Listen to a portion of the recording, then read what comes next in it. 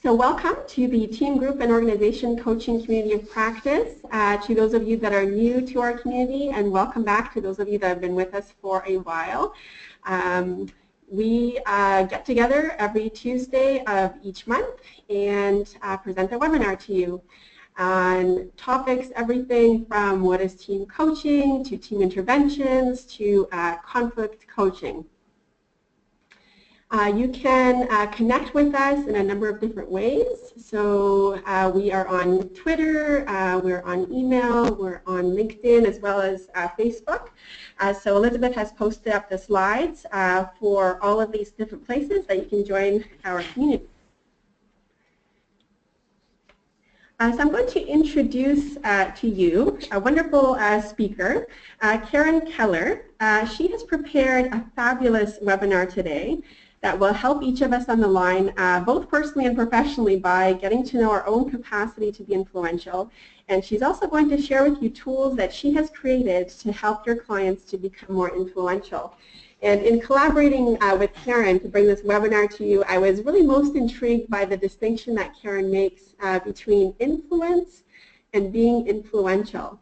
And as you can imagine, one reflects a state of doing, and the other reflects a state of being. So I hope you're as excited as I am to find out how we can all help our clients to become more influential and to become more influential ourselves. So just to let you know, for those of you that don't yet know Karen, Karen is CEO of Keller International. She's the creator of the Keller Influence Indicator. She's a clinical psychologist and a master certified coach that specializes in influence. Karen develops programs, materials, resources that all relate to the art of influence and building an influence culture in organizations.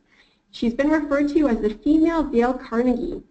She speaks and facilitates training seminars on influence mastery for companies of all sizes. So welcome, Karen, and thank you so much for being with us today. Well, thank you for a wonderful introduction. I appreciate that, and welcome to everybody who's listening to this webinar. I appreciate your attending this.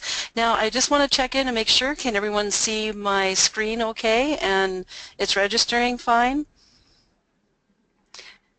Well, that must mean it is working okay. So how to coach teams to become influential. That's an interesting thing, as I was sharing earlier with Carl before the recording started, that I have been, my mind has been wrapped around working and coaching influential teams, and we've been creating a lot of material on that. And so this webinar is very timely.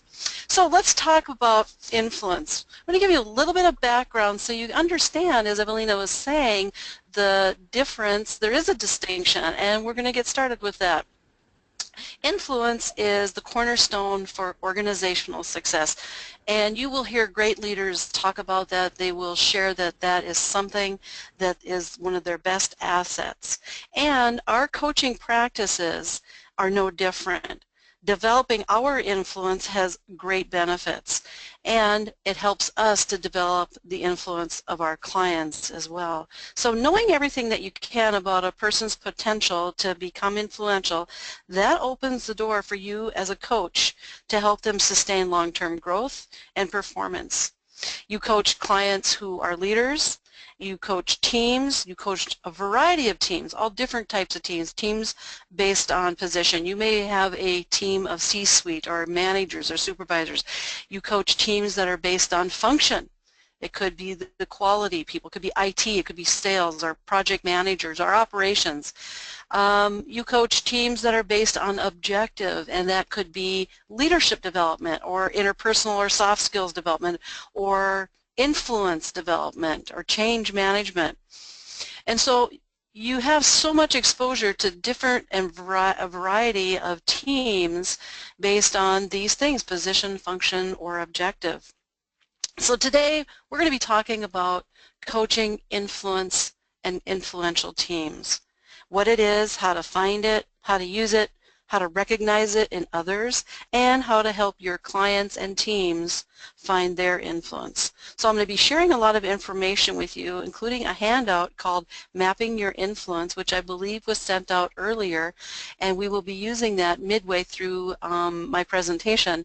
And in case you missed the link for that, it will be posted, or it's probably being posted right now in the chat box, where you can go and download the map and use it as a tool, and we'll go through that. So let's get started. Everybody recognizes the man mostly here on the right side, Bill Gates. He recently said that everyone needs a coach. We all need people who will give us feedback, and that's how we improve. And the gentleman on the other side of this photo is Eric Schmidt, the former CEO of Google. And he has said one piece of advice that comes to mind is to have a coach. Every famous athlete, every famous performer has somebody who's a coach, somebody who watches what they're doing and listens to what they say and asks that very important question. Is that what you really meant? They need someone who gives them that perspective of that one thing that people are never really good at, and that is how we see ourselves as others see us. And that's where a coach really, really helps. And as executive business life coaches, we find ourselves in the same position, that we are giving people feedback. And so what do we give feedback on? What's really important to talk about? And what makes a difference for your client? And that is influence and how influential they are. See, influence potential is the foundation, as I said earlier, for all organizational success. Developing influence potential, it's basically on the ground floor of what clients need and what they want in creating the kinds of shifts that are necessary for them as individuals, as team members, and as participants in their organization. So if you don't pour that good foundation, this is what you eventually get. You get cracks, and our organizations and our teams are no different. Tom Peters, who wrote In Search of Excellence, he has said, never underestimate the importance of the basics. And what I will be sharing today are the basics for developing influence. So what does this mean for us as coaches? Well, whether you're a business or an executive or a life coach, knowing how to assess and help a client identify and develop themselves as high potential leaders, forward thinkers, effective team, and is how they do this through feedback. And the most effective feedback revolves around how they impact or influence themselves and how they influence others around them. And we're going to talk more about that in just a little bit. But first, as Evelina said, I have made a distinction between influence and being influential. So let's take a look at a few examples of people of influence and how they influence. You can see we have in the upper right corner there, we have religious influence, we have the Pope, we have the Dalai Lama, we have people in music that have influence, Paul McCartney and Bono, we got the guru, Tony Robbins, we're all very familiar with. We have people of sports who are influence. We have money, Bill Gates and some of these others. We have icons of industry, Rupert Murdoch, Mark Zuckerberg, Richard Branson. We have politicians, the group of 8 world leaders. We have people, though, that have influence through money, position, authority, and that type of thing. And then we also have this guy, Dale Carnegie, who wrote a book in 1936 called How to Win Friends and Influence People. Now, just a little fun fact. Did you know that Dale Carnegie believed so much in the power of influence that he changed the spelling of his last name from Carnegie to Carnegie because he wanted to have people identify him with the man on the right, Andrew Carnegie, who was no relation, but he was a steel baron of that time in the early 20th century and was the richest man in the world at that time. And today he is still the second richest man in the world. But Dale Carnegie, he was on to something. He was ahead of his time. He found that when you want to influence another person, you need to make that person feel important, or you talk about what they want to talk about it, and you do it by being genuinely interested, You let the other person do a great deal of the talking, and so they get to express their ideas. And you try to see things from their point of view. And with all of the things that Dale Carnegie shared with us and has been educating us on, they were wonderful. In fact, he was ahead of his time. These ideas are brilliant. But one of the things that all of these ideas have in common is that they're all very much an external event. They're based on doing something to impact another person. But what I have found is that there's another side to influence, and that is what I call being influential. So what does being influential look like? Well, you have these people. You have Moses, the author of the Torah. You have Mother Teresa, who started the Missionaries of Charity in India. We have Socrates, the Socratic method, which is very important to us as coaches, actually. We have Gandhi, who was very influential using nonviolence to create a movement. We have Jesus, who's considered influential throughout time. We have Nelson Mandela. We have Picasso, a very influential artist. We have Einstein, who introduced us to theories of energy and time. We also have Shakespeare, a great expressionist. Now, the connection between being influential and influence is this. You have to be a certain way in order to do or have a major impact on a person or a situation. So it's based on who you are that really determines how successfully you will be able to get people to pay attention to what you do. In other words, being influential is a higher order of influence. So when you have influence, you're not always guaranteed of being influential, but when you're influential, you will always have influence. Now, I share this with you because it's really powerful, and it's important for us as coaches to understand and to be able to differentiate this for ourselves and for our clients. So let's just summarize this. Influence, that's very much an external thing, scarcity, urgency, reciprocity. It's something that happens outside of us. Whereas being influential is a very internal process. Influence is about title, position, authority, whereas being influential is about testimony. This is our brand, our reputation that precedes us. Influence is about them, the other person, as Dale Carnegie, which is very valuable. Influential is about you. It's about what's going on with us or with our clients. Influence is about change, and being influential is about shift.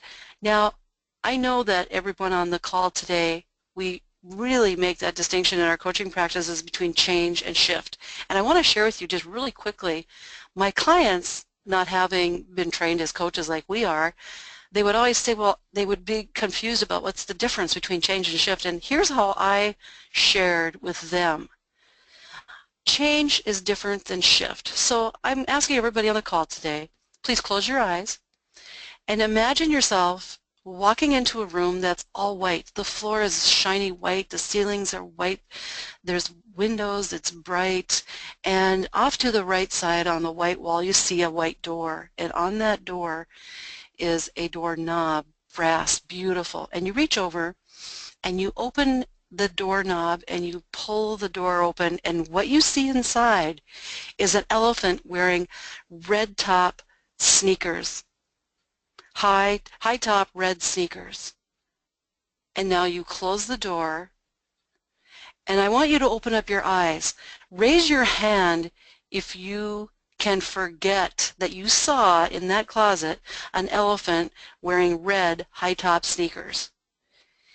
And the answer is you can't forget that. You have experienced a shift. And that was the little thing that I always shared with my clients, and then they understood the difference, because change is I change my behavior, but I can always change it back. I can change a habit, but the old habit might come back. I can change my clothes. I can change the words I use. I can change the color of my hair. But once I shift, you don't go back. It's something that has occurred. So influence is a state of doing. And being influential is a state of being.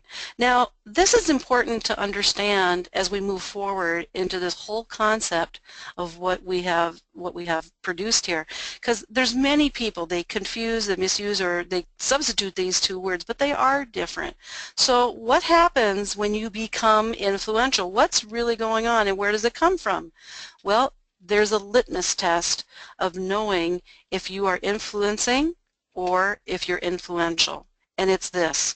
Ask yourself this question. If I remove my power, my title, my money, or authority, will I still be influential? If the answer is no, then you are not influential yet.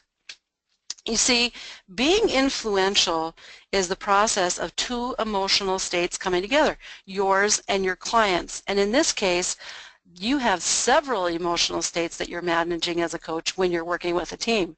See, you're entering their emotional state, and connection on that level is what gives you the edge in being the best that you can be. When we listen to, just for an example, the power of emotions, as many of you are aware, in our country here, we've had and gone through a long political process. And the ads, the debates, everything, commercials, but it all centers around emotion. And why is that? It's because it's emotion that what gets people going. It gets them, to vote. It gets them to take action. And our clients are the same way. So what benefit is there for us as coaches to be able to connect to our clients on this level? Well, the answer is this. In order to impact or influence another person to perform better, to develop his or her leadership skills, or to improve sales, whatever that is by using these 7 influence traits. And as Tom Peters says, never underestimate the power of the basics, and these are the basics of being influential. We have confidence, commitment, empowering, courage, passion, trustworthiness, and likability. Now here's the thing that's really cool about these 7 influence traits. Everybody has them. Every person that you coach or work with, these are all words that we've known and we've grown up with since we were like 7 or 8 years old. There's no confusion around them. For example, once your client knows about their confidence level, they don't forget. They've made a shift. So let's take, and we're going to talk about these a little more in depth, but let's take a look at what's really showing up in our work environment today and in the teams that you work with.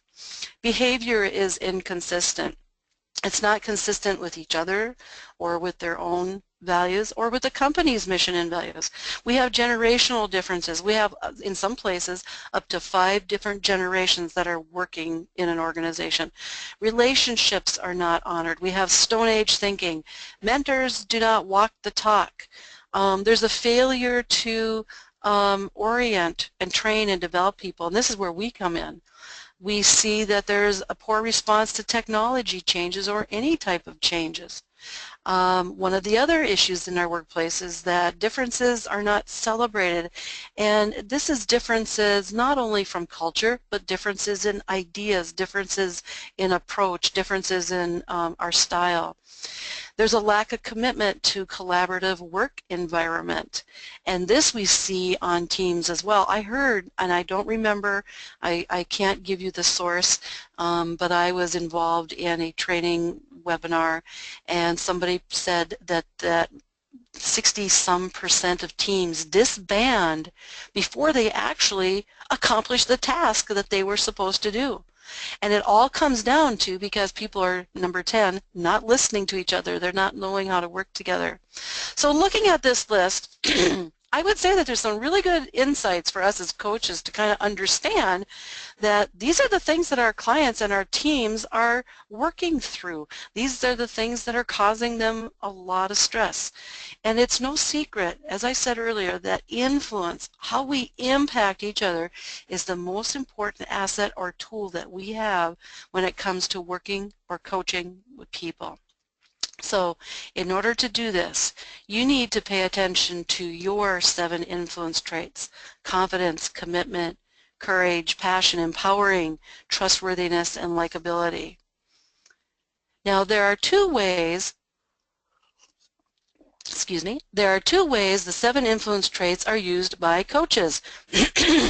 And the first of these is for our own personal and professional growth. Coaches use these traits to grow themselves as coaches, and this supports the ICF core competency of developing coaching presence. Presence in our coaching relationship, whether it's one-on-one or with a group, that's a main core competency which results from our own internal process. Being influential expands on our coaching presence. It fosters a shift in our clients. An influential coach creates a deeper, more fulfilling result in the coaching relationship.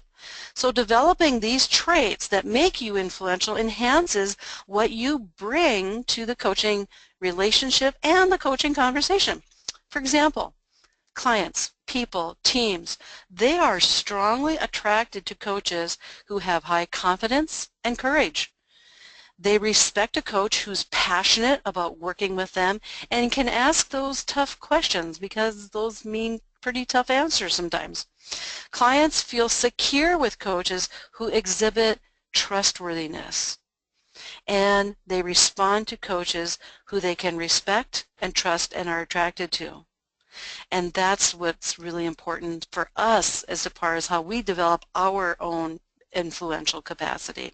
Now, the second way the 7 influence traits are used by coaches is to help their clients become more influential. Every coaching conversation involves influence. The client wants to influence someone, themselves, or their circumstances, or a situation at work. They want more business, they want bigger sales, they want to have better working relationships with their coworkers or their peers.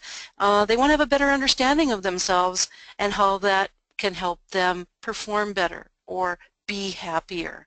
And the coach, we're responsible for knowingly, confidently, and courageously responding to what our clients' needs. And this comes from the first one, developing a strong, influential coaching presence. Now, mastering your ability to be influential involves these things. It involves increasing confidence in our skills, knowing that what we do and how we do it, that we do it well and we continue developing ourselves. It involves staying committed to our professional development. We're lifelong learners, and I myself, I never stop asking, where do I need to improve as a coach? It involves courageously asking tough questions, not being afraid to ask what the client is sometimes afraid to answer. Mastery of being influential involves empowering our clients' vulnerability to explore, to set the stage for clients to uncover what really exists for them, and so that they can contribute that. It involves expanding our own trustworthiness, so clients trust our intentions. That's very important. And this, by the way, is the foundation in relationships, is that trustworthiness. It involves us passionately walking our talk. Can you imagine working with a coach who has no passion whatsoever? It makes us feel empty as clients. And so yes, we want to passionately walk our talk and show passion for what walk our client is walking. And lastly, it involves being likable, because this really is the thing that opens doors to coaches or to coaching clients who stay with us, and that is our first stage of the coaching relationship. So you can see the core competencies and skills that you require as a coach impact your life, which impacts the lives of others. And it's how you use these competencies that make the difference between a middle-of-the-road coach and a coach who has a long waiting list.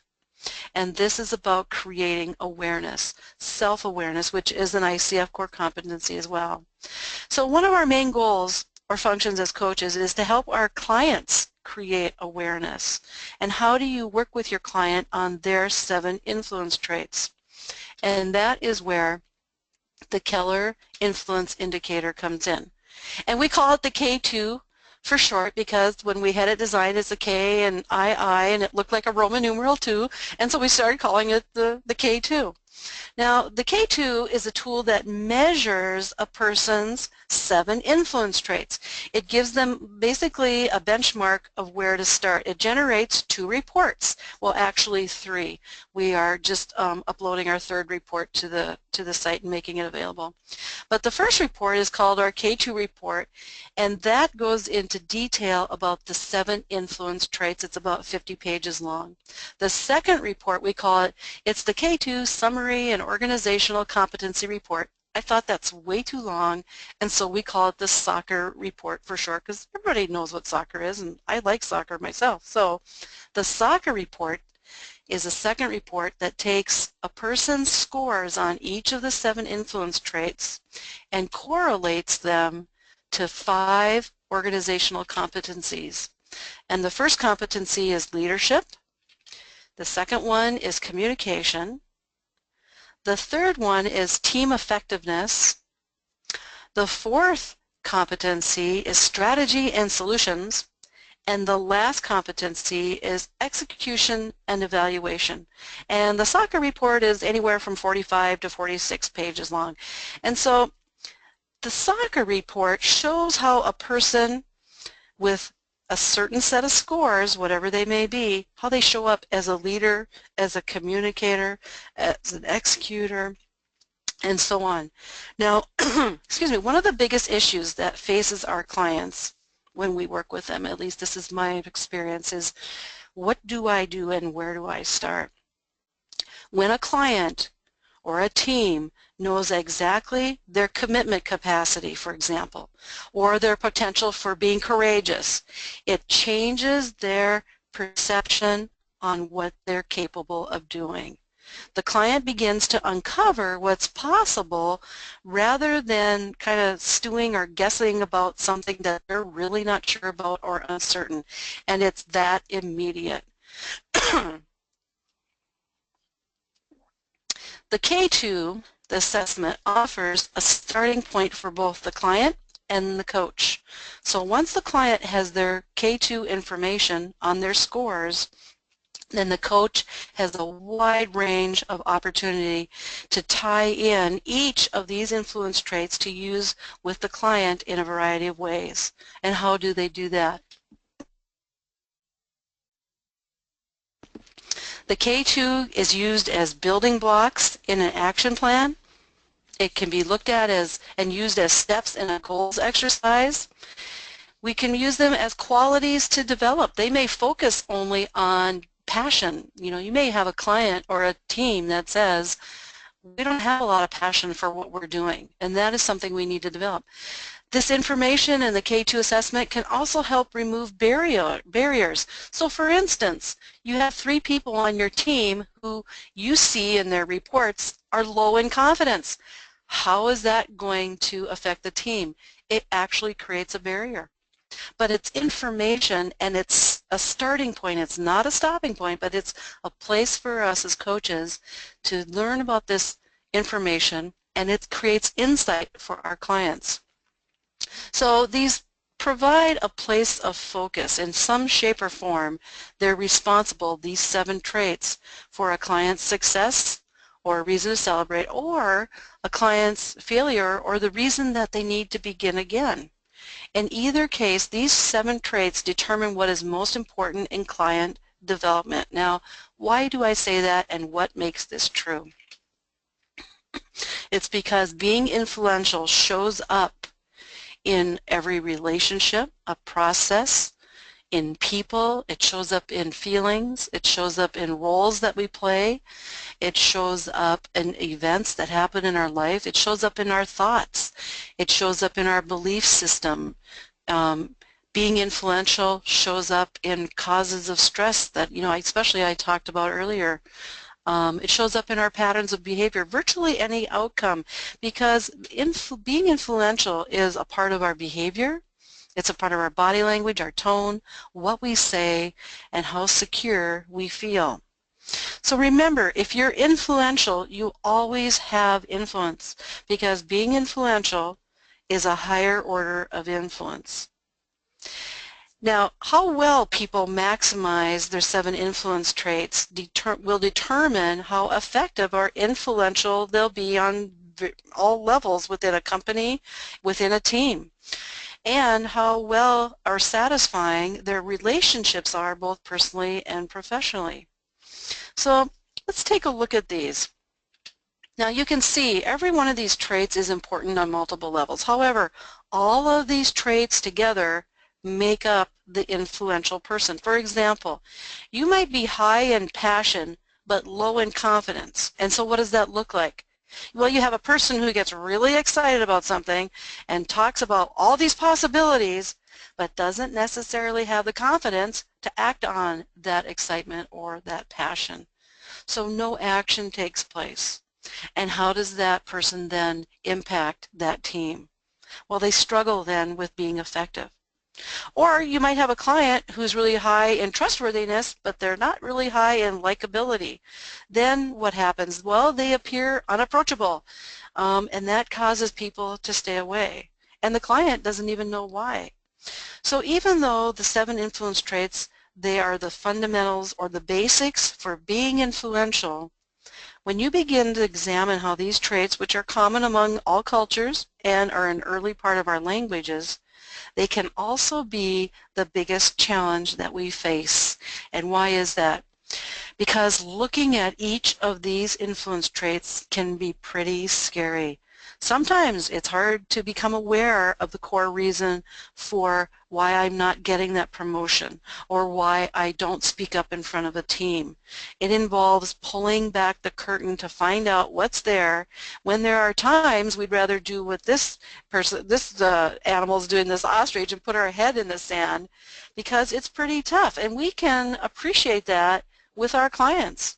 So as I said earlier, every person has each of these 7 traits, but here's something important. The difference between the people who are influential and those who aren't yet is simply how these 2 groups of people use or make the most of these traits. What you need to do is guide or coach people who aren't using their full potential, which is what we do all the time anyway. We help our clients maximize and leverage these 7 influence traits. And the reason that this is really important in today's world is because whether you're an executive or business or a life coach, you're in many respects coaching people every day to access their potential in performing their best, working to the betterment of the team or society or the company, and to having a more fulfilled life. So what impact does the K2 have on a coach's practice? Well, as we know, there's no argument that maintaining a successful coaching practice depends on clients. But I'm going to go a little further. When we look at a thriving coaching practice, this depends not only on clients, but on quality clients. And the way that you create and retain quality clients is through our client relationship. That is something that the medical community has really embraced. They have spent millions of dollars educating patients on how to be better patients. We are more informed, we've learned how to ask better questions, we've learned to have expectations from providers. And we as coaches have the same opportunity to educate our clients on how to be quality clients. It lessens that I don't know or I don't have anything to talk about today kind of cycle that many of you may be familiar with. We've heard that at some point in our careers. But as a coach, you have a direct influence on the relationship. How? By helping your clients get lasting results. And you do this by being proficient in the 7 influence traits and the 5 organizational competencies. This is what we do. We help our clients know that success in each of these 5 organizational competencies is directly related to how well they master their 7 influence traits. Because you see, the quality of the client relationship with us as coaches is a direct and determining factor in the quality of our practice. So the idea of being influential isn't frivolous or it's not out of reach when it comes to our coaching companies or businesses. The client demands someone that they can trust, who can be passionate, who's confident in their skills, and can make the necessary commitment to them and their discovery. A commitment at this level is the one major and yet often overlooked sometimes thing that will set you apart from your peers. So paying attention, as we know, to the client relationship gives us the competitive edge. So let's take a closer look at the 7 influence traits. I think that we all have a basic idea of these traits, although the reports and the workbooks and everything, they go into a lot greater detail with exercise and things like this. But I want to share with you something a little different here.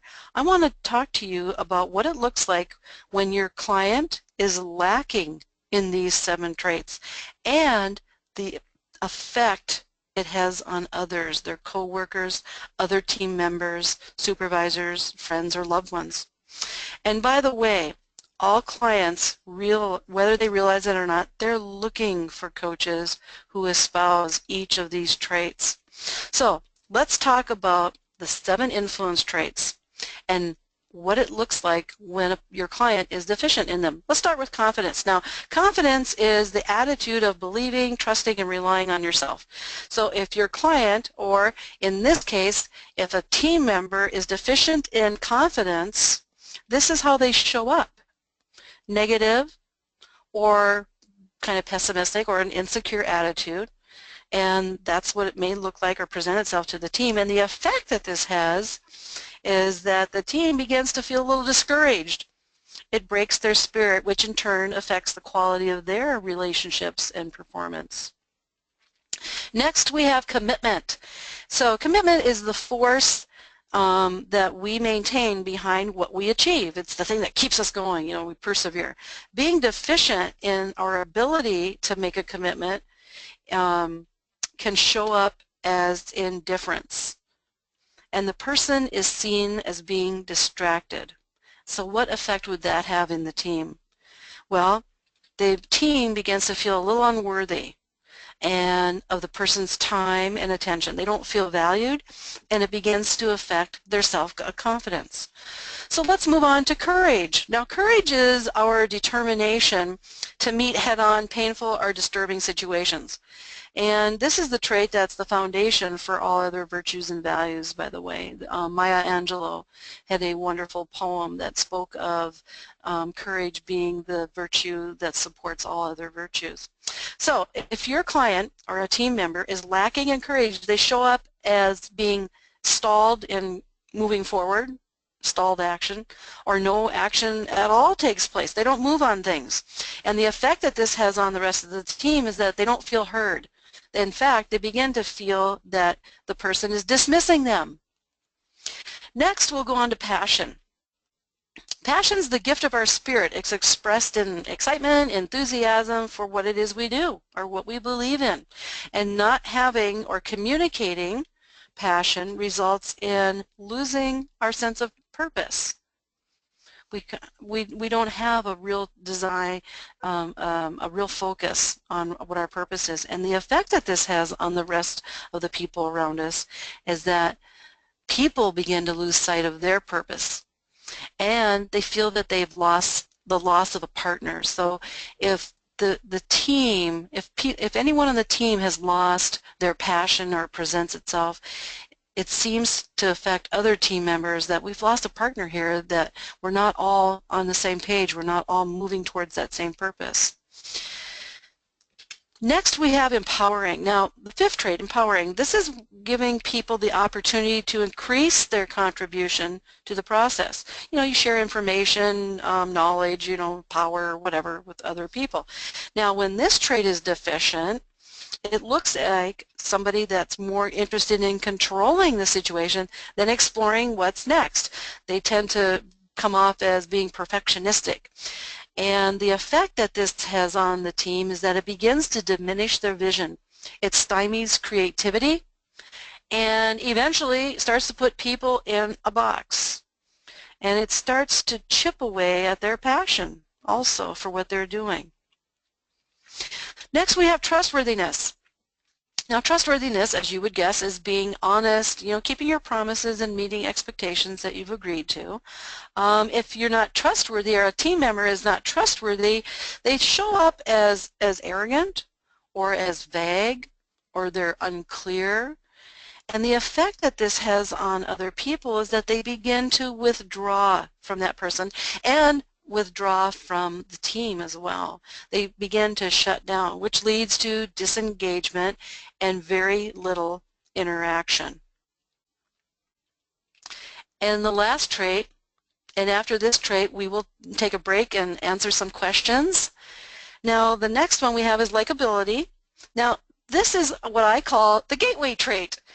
Because if you're not approachable, people are never going to see beyond if you're confident or if you have a lot of passion or whatever. And so I just call this the gateway trait. It's defined how positively you're viewed by another person, but there's another definition that I have incorporated into my work on this trait, likability, and it's this. Speaking as from client point of view, it's how people feel about themselves when they are with you. That's my definition of likability. So in other words, if I'm with you and we're having a conversation and I walk away feeling really turned on, excited about myself, excited about what I could do, I feel really good, guess what? I attribute that to you being likable.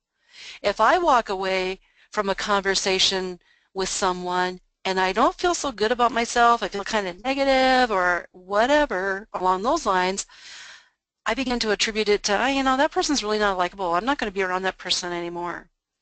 So if you're not likable or you're deficient in being being likable, you appear as superficial, you appear as kind of aloof or definitely unapproachable. And the effect that this has, that the team begins to feel disrespected. They begin to feel uncomfortable. Now, keep in mind that everything I just shared with you, like when people are deficient in these 7 traits, it may be true, it may not be true, but if people have these perceptions, that's what their reality is. It still exists in their minds, and it will still have an effect on them. So, I am ready to go ahead and take some questions. Elizabeth or Evelina, if you would like to unmute and read to me some of the questions, I would definitely be happy to answer anybody's questions. Great, we've got a few, Karen. Good. So one of the questions that came from Libby was, does the size of the orb, so that image you put up of the 7 traits, so does the size of the orb equate to importance? So for example, is trustworthiness more important than passion because it's a larger circle? That's a great question. I will answer it this way. No, they're all equally important. Now, my undergraduate degree was in chemistry, and I love chemistry, and that's how my mind works, and I'm a bit of a nerd. And so when I was designing this whole concept, I created an organic molecule, and that's how I put it. And so for artistic sake, we just created different sizes and stuff so it would look like the carbon molecules. And no, but going back to your question, that is a good question because all of these are very, very important, and as we move forward, you're going to see how they're really integrated with each other, and how if you're low in confidence, guess what? That's going to affect your courage, and so each of these traits have a great deal of impact on each other, and they're all very equally important, and that's why I said putting them all together creates a extremely influential person. So good question, thank you. Great. Another good 2-part question from Jay. So could you talk about spoken and unspoken traits around likability? So for example, the person does not say negative things but conveys a negative posture or a negative stance. Okay, good question. That's a smart question. When I think about communication, as we all know, it's the nonverbal, our tone, and our words, and the words is only 7%. And I agree that you can relay an unlikable trait, if you will, or less likability, if you will, by positioning the icon, not having eye contact, constantly checking your phone kind of thing. Those kinds of things will leave that person not feeling really good about themselves. And the reason they wouldn't feel really good is because your body language is telling them that I'm not real important to you, or what I have to say is not really, you're not really interested. And so you kind of then, walk away. And that. So what's part two? Oh, that was both. Oh, okay. Thank you. Okay. Can you share a little bit about the research or the evidence that the K2 tools are based on? And that's a question from Colleen. Okay. Good question. The research, I published, and it is on our site, karen-keller.com, and under one of the drop-down tabs, there's something called the K2 Research and Summary Report, and that goes into great detail how we did this, what we did, and all of our statistical analysis that we have a cron box, we have test, retest reliability, we have a Pearson's R, which is that, and so we've got high marks, and we have 3 levels of validation on this. We have the assessment in total, we have inter-scale reliability and validity, and we also have inter-item reliability and validity on that. But if you are interested, and for the sake of time, please go ahead and look at that. And also, too, it details the demographics of our beta test group, which was about 207 people, I think. And I also provided a short literature review of the literature and the research that we did that accompanied the development of all of this. So it's a pretty comprehensive summary that should answer a lot of your questions. If it doesn't, please contact me and I would be happy to have a conversation. Wonderful, Karen. Do you have time for one more, or do you want to save it for the end? Yep. Yep. So a question from Kristen. Would you recommend giving the assessment to all members of an intact team at the same time? And how would you recommend doing the debrief? And do you have any materials developed to do either the individual or team debriefs? Good question. As I move through towards the end of the webinar, you're going to see the materials that we do have available that are all published and ready. And the question about giving it to the team members, we have several companies that are using this material, and the next step for us is to look at and assess the team's potential for being influential. Now, and the way that we're doing that, and that will be ready in the spring, is that we are doing, yes, we do give each person on the team the K2 instrument, and that helps the coach understand the team as individuals, the sum of the parts and that type of thing. And so you do understand, and every person coming to your team understands what they do or don't contribute to the team dynamics. And so, but now, as far as assessing the influentialness, if you will, or potential for the entire team, we can't just take all of their scores and then average them. That's not valid. But what we will be doing is we will be doing a Team 360, and I am in the process of developing that 360 right now, and we will be also putting into the formula individual scores. And so that will give us a valid look at the team as a whole as far as their potential for influencing or being influential. And so that is something that we are working on. But we do have coaches that are using this material with teams right now, and we do have 2 programs, and we got workbooks and facilitator guides for the coaches on how they work with the team on developing their influence. So. Wonderful. Thank you, Karen. So I'll give you the last 10 minutes. Okay, thank you. I will go very quickly, and I will be happy to stay around and answer more questions if people have after our time is up. So let's start by looking at our mapping influence map. Mapping your influence. This is something I put together a couple of years ago because I found that this is what I was doing with my clients, and it was really effective in helping me stay organized, but it really addressed what it was that I was looking at with regard to these 7 influence traits. Now, I broke this process down into 3 steps. The first step is identifying what's going on. Now this is a tool that you can use right now just in general with your clients in talking about confidence or passion or whatever. And so the first step though is identifying what's going on, and what we do here is there's a series of 12 questions, and these questions are designed very encompassing, meaning that it'll take some time for self-reflection or to honestly give answers, your client to give answers for this.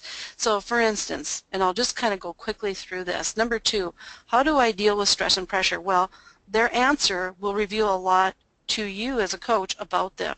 If your client runs and hides and avoids, and doesn't want to confront the pain, that tells you something about their makeup a little bit, but it also gives them insight as well. Or you can look at question number 8. What don't I like about my current behavior? Now these questions are all meant to open up new perspectives for our clients, and it's to help them shift towards behaviors that they can develop that are better for them, that they will help them, reach their goals and that type of thing. So these questions, they give your client knowledge, but not only knowledge, but insight, basically understanding and their intuition. It taps into who they are. And who they are has everything to do with what they do, and what they do has everything to do with the results they get. So these questions are very specific to the 7 influence traits, which is a direct prediction of their ability to be influential. So let's move on here. We will go to step 2. The next step is which 2 traits impact each question. So back here, when you look at these questions, and you can do this, I'm going to talk more about how to use this, and just kind of go quickly through this because I want to get this information to you, is that you can start with one question, and then you can move to this, and you can say, okay, now you look at their responses, right? And then you ask your client, which 2 traits influence this question for you? Now, interesting enough, you're going to find that the tough part is that they're deciding on only 2 traits, because remember what I said, and maybe I didn't say this as clearly.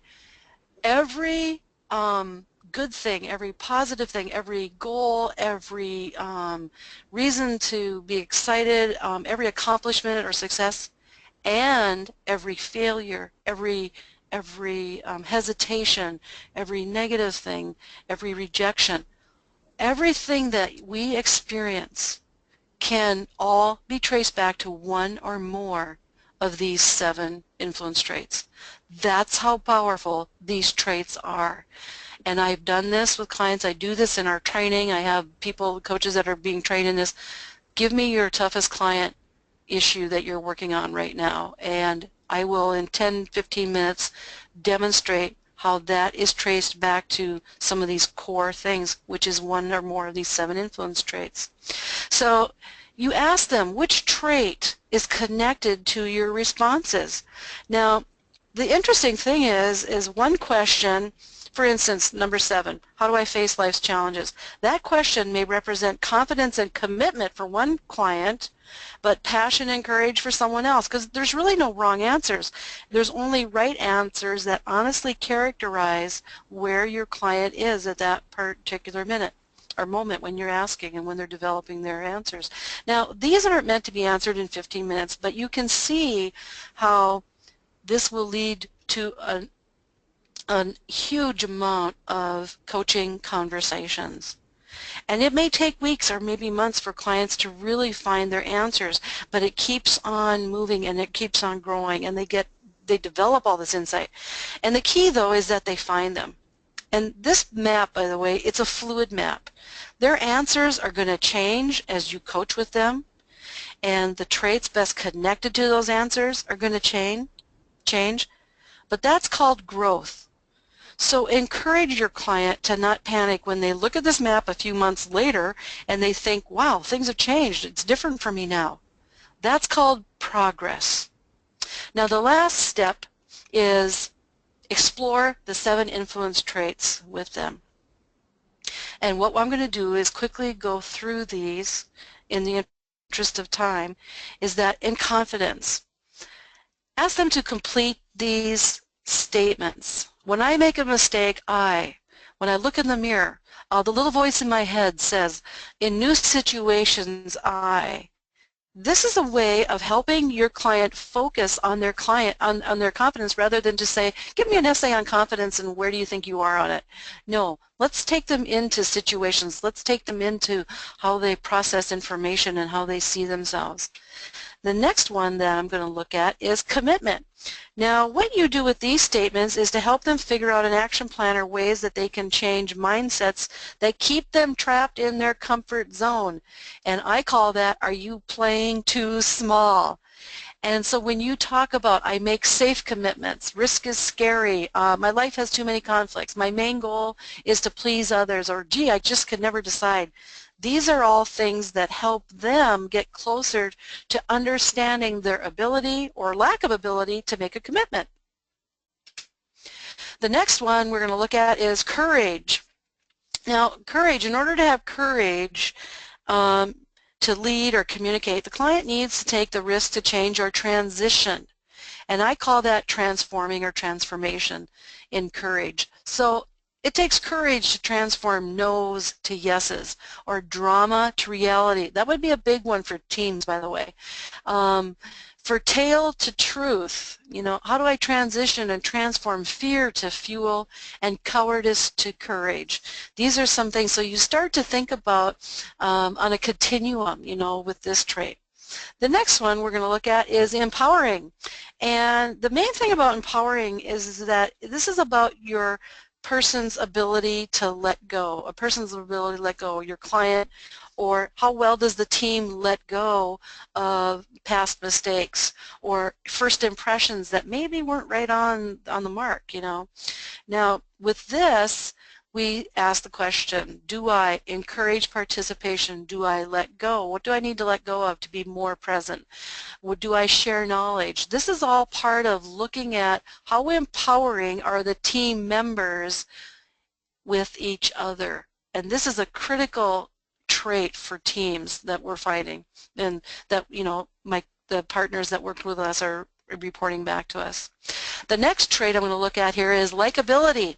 Likability oftentimes is a choice. We're very conscious or aware of our body language or tone, or we could become more aware. And so I choose to be forgiving, sincere, real, truth-telling, inspiring, listening. I choose to make a difference. How are we and how do we, you know, and this is the stuff that we're working with our clients. How do our clients choose to be likable? The next one we have is passion, and this sometimes tends to be overlooked because we equate passion with emotion, which isn't necessarily true. But passion it means taking a leap of faith, living your core values, connecting to your purpose, and being able to express what that means for you. That's really important for passion.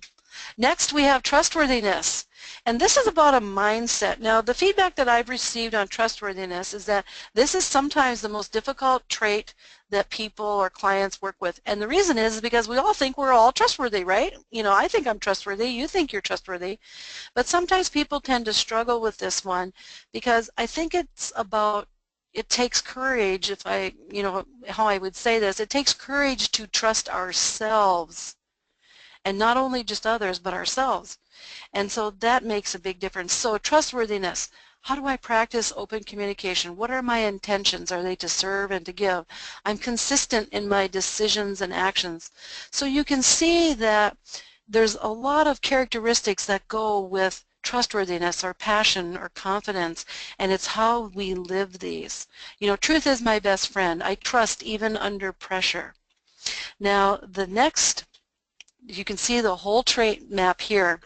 So you start with step one, identify what's going on, and then have them start to equate which trait plays in, which trait could be a strength for whatever their answers were on step one, or which traits might cause a barrier. Gee, I really am not very likable because I'm always thinking about what's next, and so I don't stop and smell the roses. I don't stop and give my time or attention.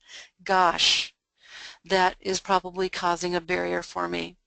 And then over to step 3, you can use this map and looking at these kinds of questions, these statements, these ways of transforming within each of these traits, and it will start the juices flowing. It'll start opening up all kinds of information and things for your clients. And for the team, you can translate this to teams. If you are working with teams or groups in organizations, you can look at the courage it takes in being a team member on a specific team. You know, the courage, just for instance, of self-disclosing on a team. You know, and that just kind of comes off the top of my head. Sometimes it's hard. People find themselves between a rock and a hard place because they don't know how to get out of their own way. And that's what we do when we coach. We help people become clear about root issues and causes that are standing in their way for reaching success. Karen, so yes. Just jump in for a second because I need to give people the second password in case they need. Thank you, and I do apologize for going over the time, but I do want to get to an offer. For everybody that is on this webinar, I am offering you as my gift to you and way of saying thank you is to take the K2 assessment for yourself, and here is the link that you will need to go to access that ability to take the assessment, and you will automatically receive both full reports. And the link is www.karen, K-A-R-E-N, Keller, Keller.com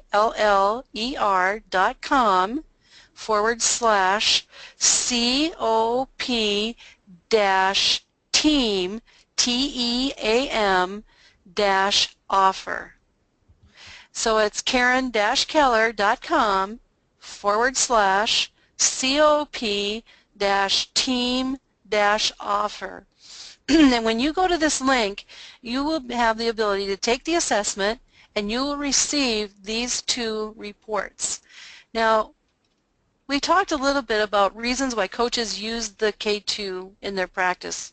Their own professional growth, the growth of their practice, and the growth of their client. Now, I do want to share that there are 2 ways that we work with coaches who want to partner and who want to use this material in their program or in their coaching practice. And we have 2 programs, the K2 Partner Program, and this is where you get all this material that you see on your screen. You have a workbook, client workbook, and a coach manual for the K2 report. You have a client workbook and a coach manual for the soccer report. You have the ability to offer this as a marketing piece where there's a trial report for clients. And for now, what we are offering is a $500 discount, and the code for that is, if you go to the training section, it's Karen-Keller.com /partners/training. And if you are interested in this, just write this down. It's the code if you choose a later date to, I think there's a timeline on this. I have to check. It might be 10 days or something. We are doing our next training at the end of January, and I think January 5th is the cutoff for that, but we are scheduling another training in April because we have so many people. But the discount code for this partner program, if you're using it one-on-one with clients, is ICFK 2017. So it's ICFK 2017. The second program, which may appeal to most of the people on the call today, is the Enterprise Partner Program. You get everything from the first partner program, plus you get an additional, I think it all comes down to like 19 books of material and everything. And this is where the Enterprise Program, I train you to use this material in working with teams and groups and creating an influence culture in an organization. And so you're using it with multiple people in a very expansive way. And this is where you have access to the coaching influential teams, workbooks and facilitator guides. You get a leadership interactive workshop. You get a 90-minute presentation, things like this. Plus you get all the workbooks for the 5 influence, the 5 competencies. Now, if you are interested in this program, which has the same link, karen-keller.com/partners/training. There's a $750 discount, and the code for that is ICFENT2017. I'll repeat that one more time. The $750 discount for the enterprise program is ICFENT2017. So we have that. And I have just put up on the screen again the offer for you to go ahead and take your free, as my gift to you, to go ahead and take the assessment and receive your 2 reports, and you'll just get to see and a taste of like what this is like and the information that it offers you. And so there we go. Thank you everyone for staying on the line and finishing up. I appreciate it very much. And anyone have any questions? Thank you, Elizabeth, and thank you, Evelina. It was wonderful. Thank you, Carl, too. It's been great presenting to your group. Well, we have lots of questions, Karen, so I'm going to start off with a few people asked how long they have access to the assessment for and how long it takes to complete it. Oh, good question. The assessment is 133 items, takes about 20 to 25 minutes to complete it, and the reports generate in less than 60 seconds. You will have access to this, I think is for the next 2 or 3 weeks, what we have. So I wanted to make sure there's plenty of time for people to take it. Okay. And we had interest from a few different folks that were wondering how the K2 assessment is related to some other assessments.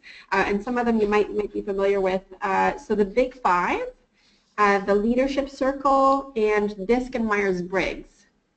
Okay. Well, what I can tell you is that the K2 assessment is looking at a very new, different dimension of a person, these 7 traits. It's not a personality assessment. It's not an emotional intelligence assessment. It's not, it doesn't look at behavioral kinds of things like the DISC does. I've used the DISC for many years. I'm certified in that and in the Myers-Briggs. Not in the Leadership Circle, though. I'm not as familiar with that one. But it's a very different look at these traits that all of us have and that all of us can grow. And so, I could go into a lot more, it is different, but that's a good question, and we've had that question before. So once you take it, you will, if you're familiar with the other Big Five, you will see the difference, and if anyone wants to have a conversation, just contact me. I'm more than happy to answer questions or share more about it. Great. Another set of questions was around what languages the assessment and the reports are available in. They're available in English at this point. We are exploring, we've had several requests for different translations, and so we are exploring that process. The volume of material that's generated from the assessment is extremely large. It's very customized to people and how they answer their items. But what we are exploring is translating the assessment itself into other languages. But at this time, it's in English. Great, thank you. And I know, Karen, you do a lot of work in companies around culture. One of the questions was around what impact, if any, does the culture of an organization have on the success of team influence?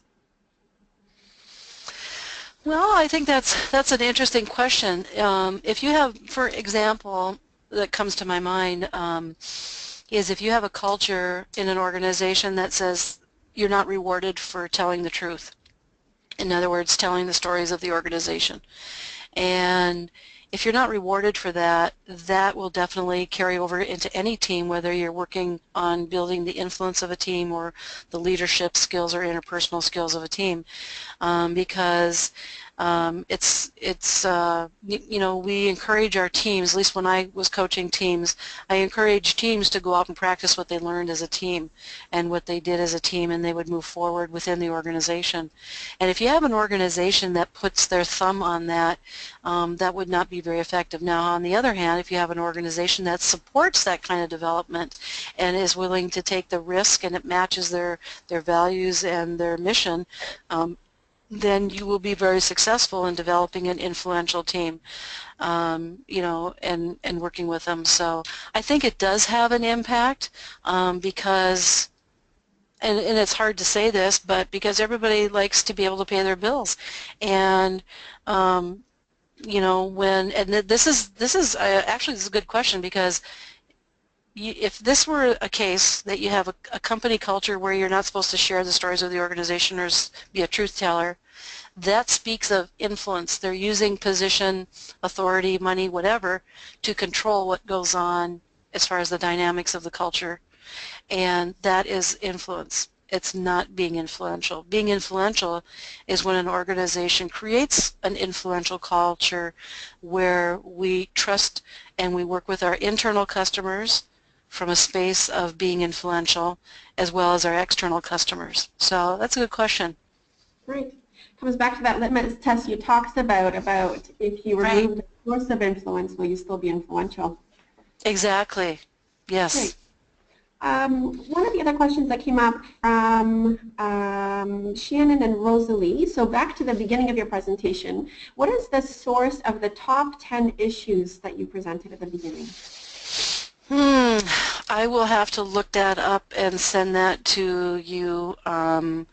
I've used it probably the last 18 months, and so I would have to look that up, and I can make that available to you. No problem, thanks.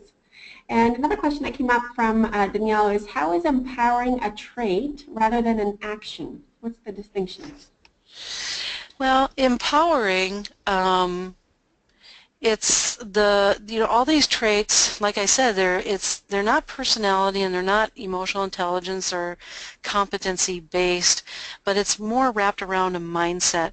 So if I have a mindset that supports empowering, it will result in actions where I invite people to share their talents. I invite questions.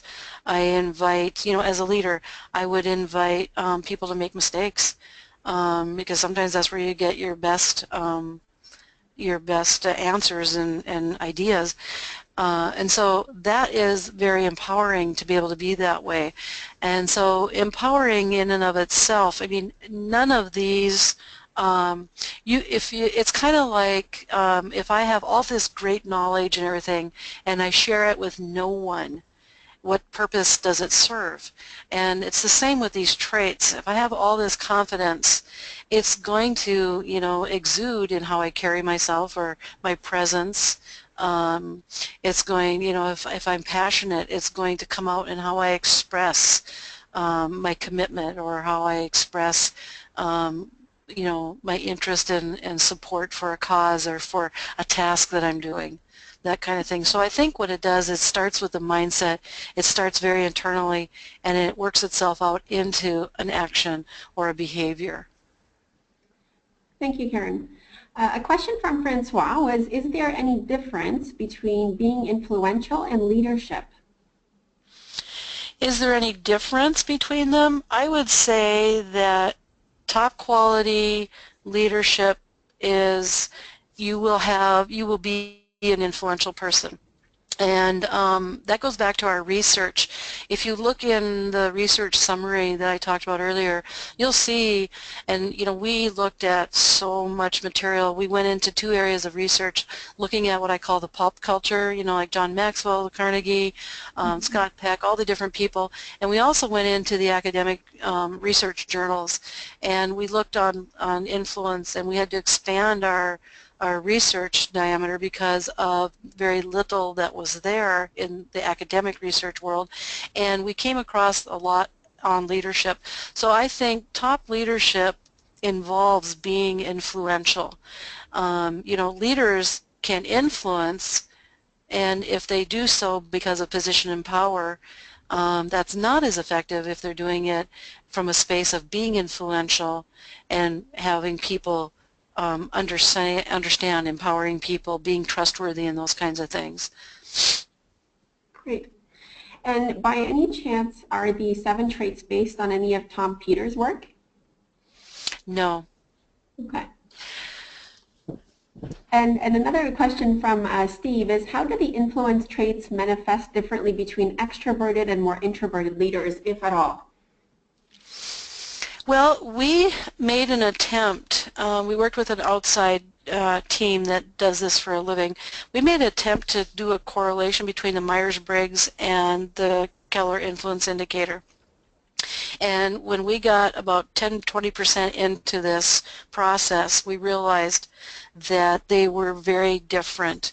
And when you got the 16 archetypes that you're looking at, and all the preference and styles and expressions with communication, leadership, whatever, teams, all that stuff, when you look at that and those behavioral kinds of things, it's just so interweaved in there, all 7 of these traits. So I would say, that you would look at someone who's extroverted, and if they have a lot of confidence, sometimes they can appear to be overly confident, like too much of a good thing is not necessarily a good thing. Or you can have a very confident person who's introverted, but they tend to hold back because of that style or preference. And so, you just kind of look at it that way.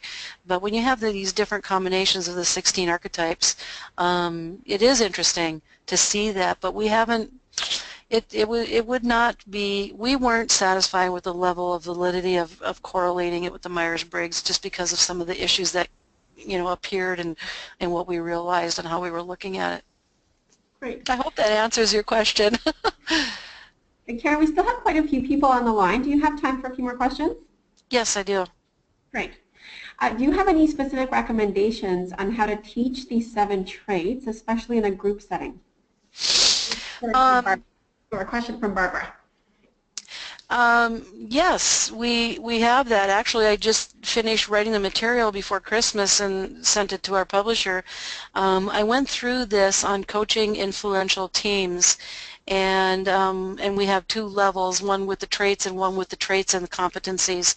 And so, you may have a team that wants to grow their trustworthiness as a team, or they want to just, in fact, their main focus is becoming influential.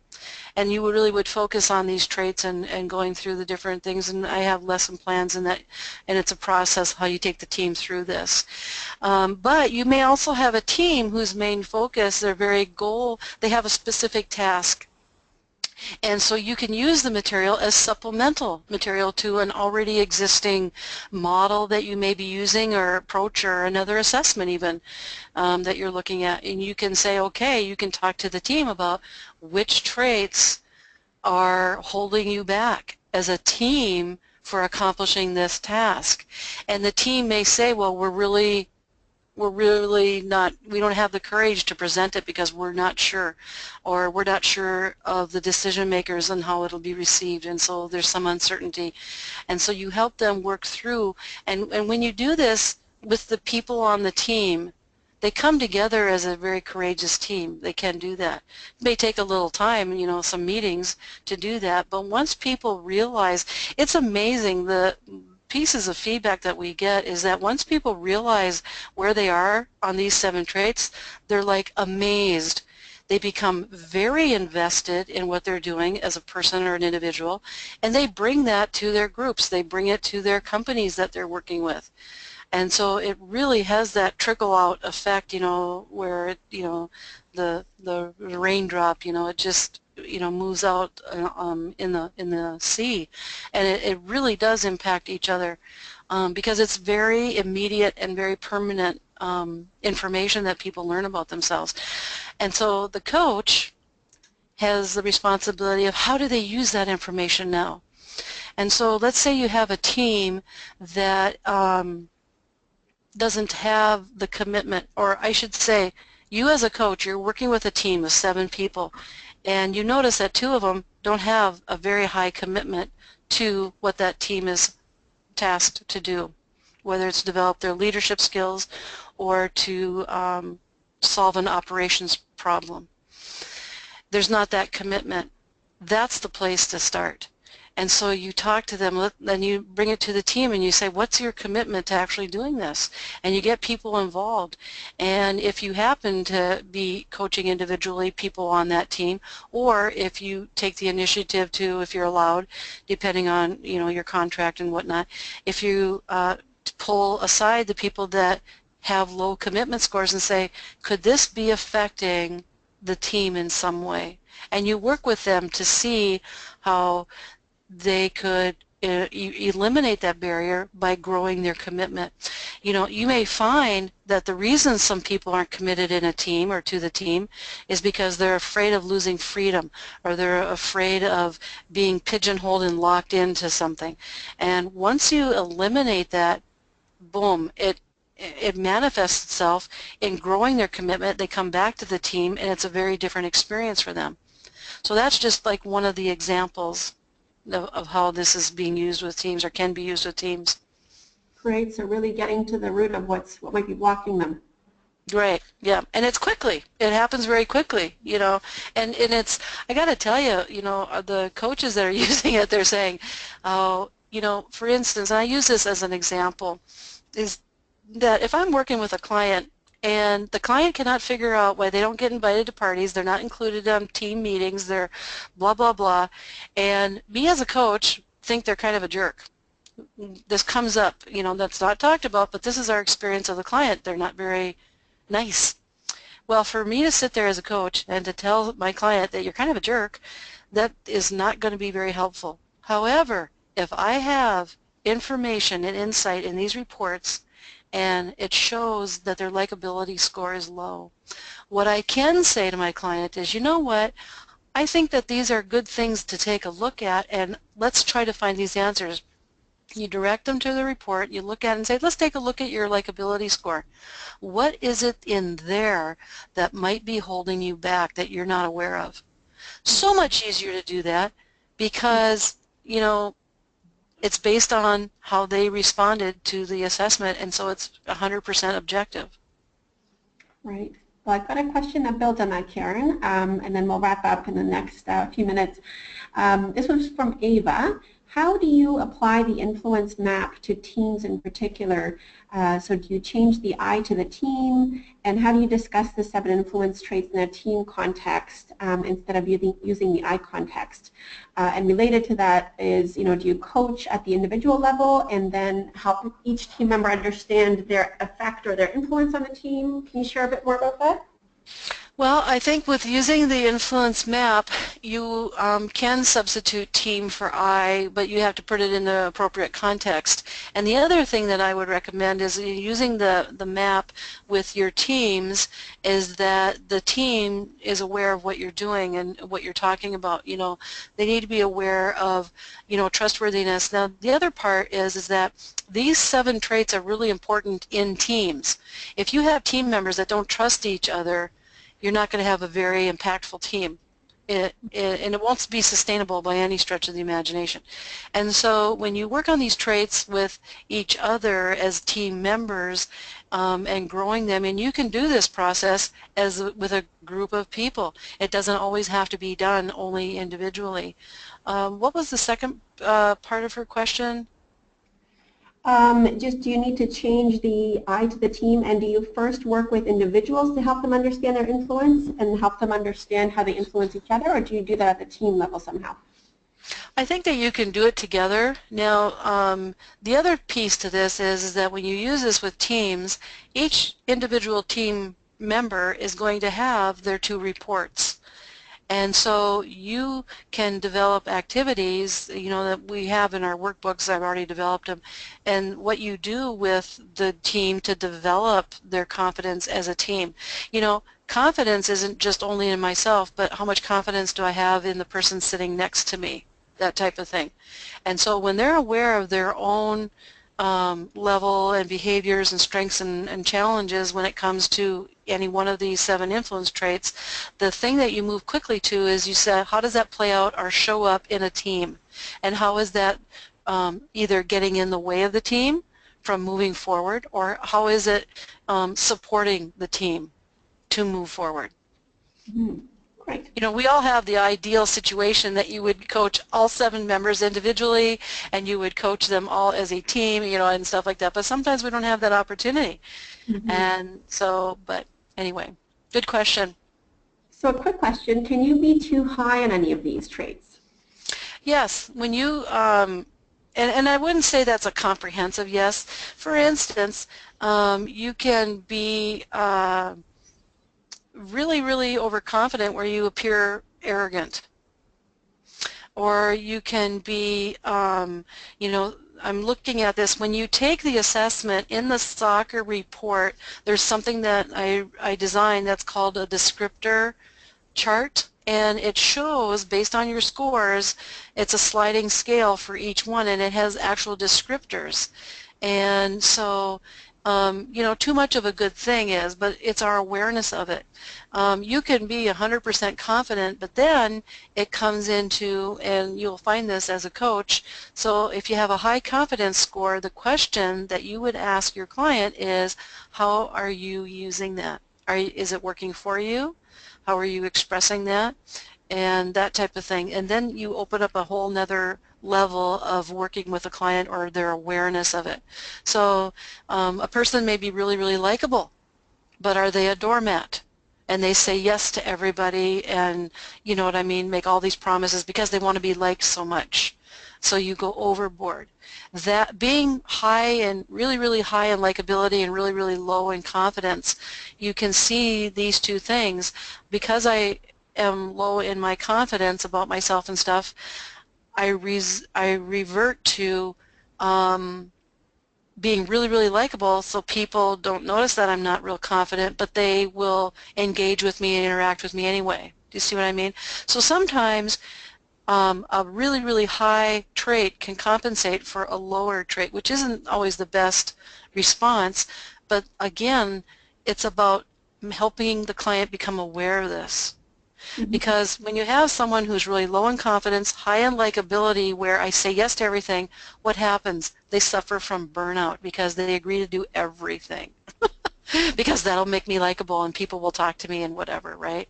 Yeah. And I mean, and those are just some scenarios off the top of my head. But you can see as you really get into this and you read your reports how integrated these 7 traits are with each other. Mhm. Thank you, Karen. Would this work with family relationship coaching, and have you tried it yourself, and what changes would be necessary to apply it in that context? I have not done it with families and working, but I will tell you that I'm in the process. You know, we think about my intention and my focus is in the world of business. And how it's used and so on in developing leadership and things like that. However, I am assisting one of our partners in developing a program around the 7 influence traits for young adults 16 through 18 or 19 years old to be used in the school system, particularly vocational training school system. And so there are, because every person on this planet has every one of these traits, that's what makes it so widely used, or it can be applicable. Yes, if you look at the parenting relationship, I have 2 daughters, 32 and 23, and when I think about them as teenagers, um, if I had an understanding of myself with reference to these 7 influence traits, it may have improved my parenting. I would have been more confident in saying no. I would have been more confident in saying I don't know. Would have had more courage to say, well, yes, you know, to this or that.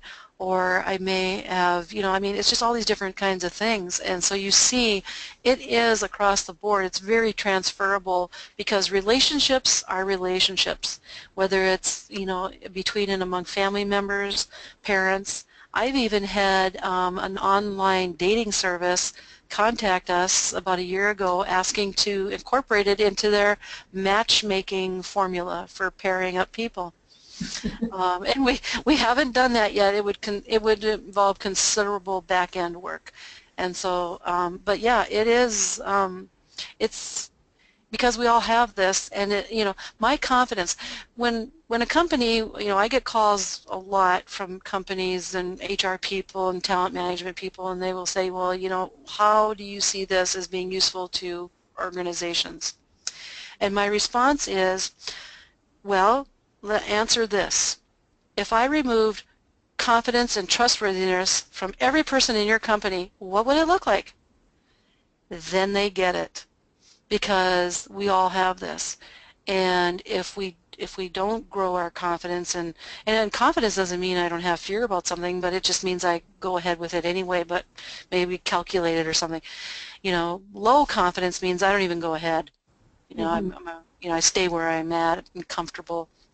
But so it's very transferable, because confidence affects everything we do. My commitment affects all the roles in my life, as a wife, a mother, as a sister, an aunt, whatever, grandma. I have a 5-year-old granddaughter, so so yeah.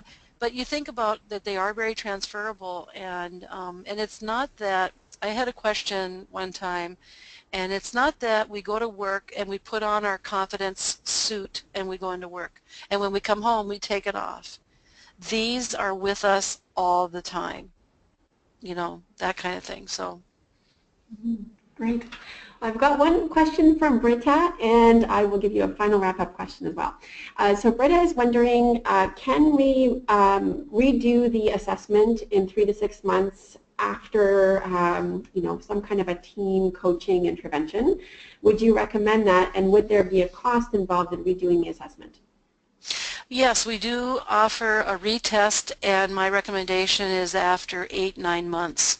And you have to, in the meantime, between that time, have done something with that's specific to the 7 influence traits, that you really are addressing them, creating the awareness, creating actions that support growing in each of these 7 influence traits.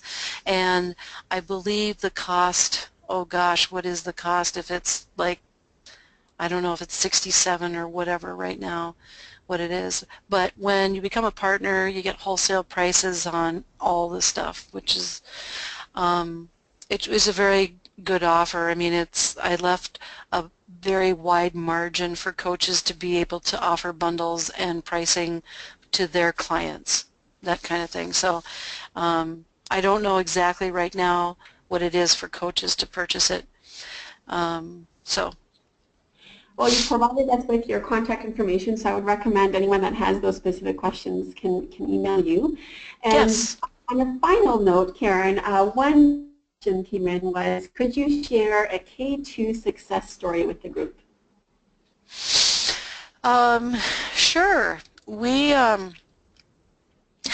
I'll share one, a personal one.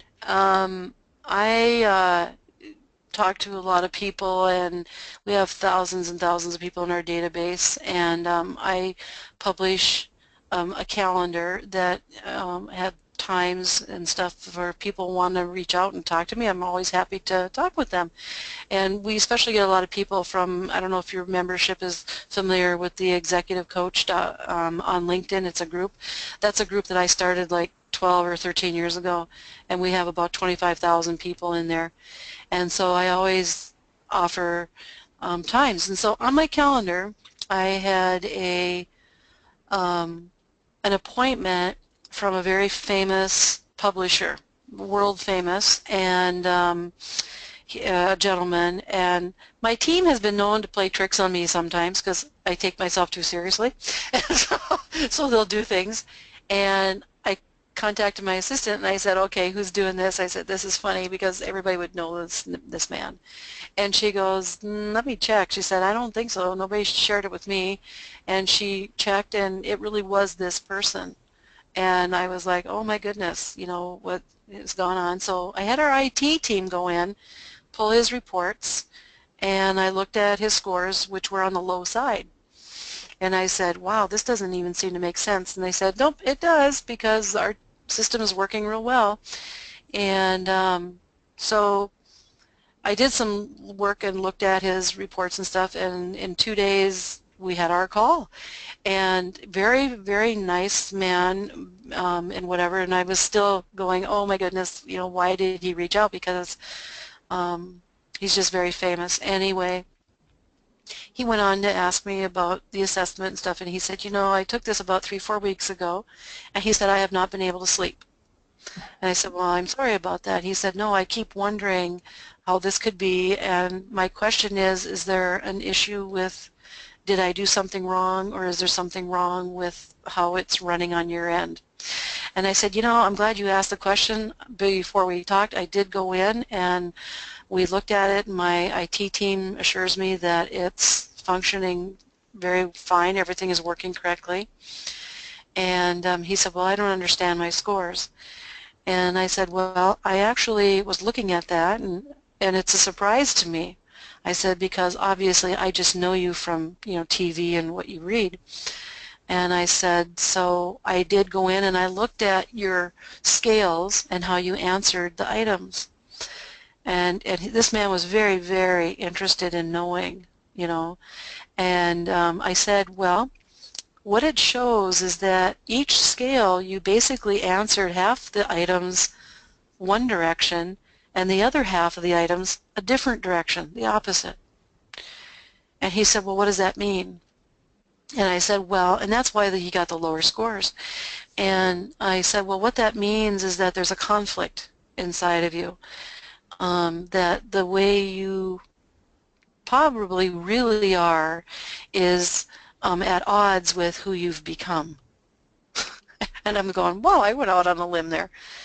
And he was really quiet. You know how we as coaches, we can hear emotion even if we're coaching via the phone, right? And he became very emotional, and he said, and that explains why my first wife left me. And he went on to share some stories about how he, in his industry of journalism and whatnot, publishing, that it's a dog-eat-dog world, and you step on anybody and you move ahead as much as you can and whatnot. And he said, I really became a person that I'm not real happy with. And he said, and I asked him, I said, how did you find this assessment? And he said, I was doing some work on influence and you popped up all over the place and I took it. And he bought the reports, and then he said, you know, I said, well, did you find these reports to be accurate? And he said 100%. He said, I just really wanted to talk to the author of the instrument because, you know, and he was really upset. And I said, well, now, what does this mean for you going forward? And he goes, I said, if you changed who you become, will that affect your standing in your industry? And he chuckled and he said, no, not all. He said, I've already arrived.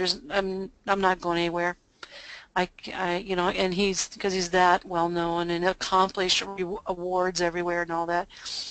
So that's a story that I do share with his permission, even, you know, though I don't reveal who it is, because it impacted this gentleman beyond what I would have ever guessed.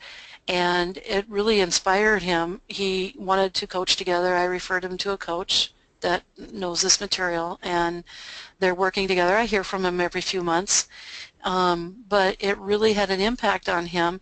And one of the things that it has impacted, he's told me, is how he is educating other people in the industry.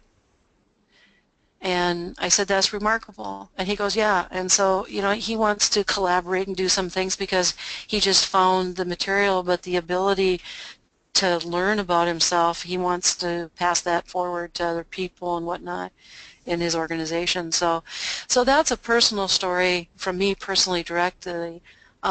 We get stories from the partners that we have right now on how they're using this with people. It's very eye-opening, and coaches are saying that their clients are becoming more invested. They're becoming quality clients just by taking the instrument, I guess. But they're really investing in their coaching. They're eager to coach. They want to continue because now they see this laid out in front of them, and it's like they know they can't do it alone because it's so much. Once you take this assessment, you get the material or the reports, you'll see that it's like turning on the fire hose. That's how we had one person describe it. But So yeah, it does have impact. Wonderful story, Karen. Thank you for sharing the power of these influence tools as well as the power of coaching and what can happen when that client experiences that internal shift. The feedback has been amazing. Everyone is saying fantastic, wonderful learning. So thank you again for your time today. And to our coaching community practice, we look forward to connecting with you. You're a very highly engaged community, so we look forward to connecting throughout 2017. Thanks again, Karen. Well, thank you very much, and thank you for the feedback. I appreciate it. And if anyone has any questions, please just reach out. Thank you.